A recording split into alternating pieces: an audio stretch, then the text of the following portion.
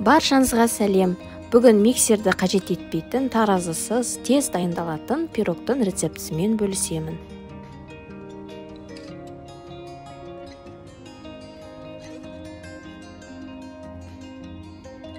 Алдымен ыдысқа 3 жұмыртқа, 1 стакан қант, 1 стакан сүт, жарты стакан өсімдік майын құйып араластырамыз.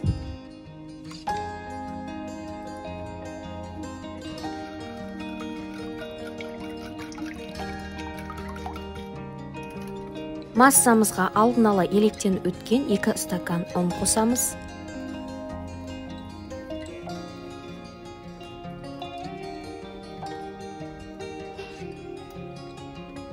Он грамм қопсытқыш, ванилин қосып, 1 келкі болғанға дейін араластырамыз.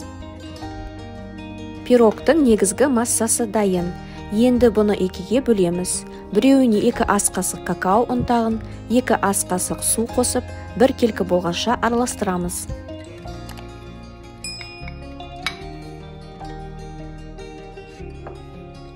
Массаны 1 келкі етіп, 2 ыдысқа бөліп аламыз.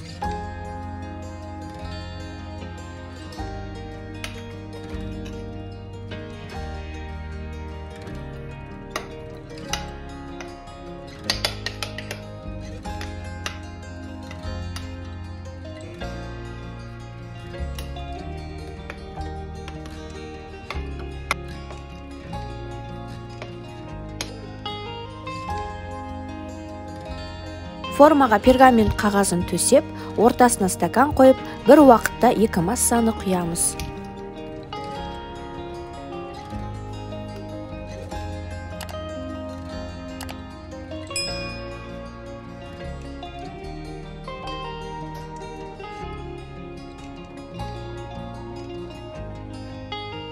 Қалауларыңыз бойынша бетіне миндаль стружкаларын, не болмаса шоколад бөліктерін сепсеңіздер болады.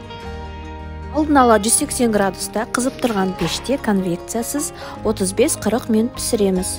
Піскенін ағаш пашкасымен тексеріп аламыз, құрғақ болып шығуы керек.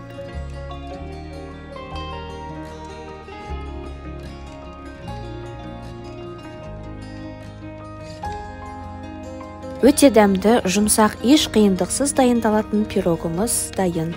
Астарыңыз дәмді болсын. Ұнаса лайк басып, комментария жазып, достарыңызбен бөлісіңіздер. Сіздермен бірге болған Әйгерім.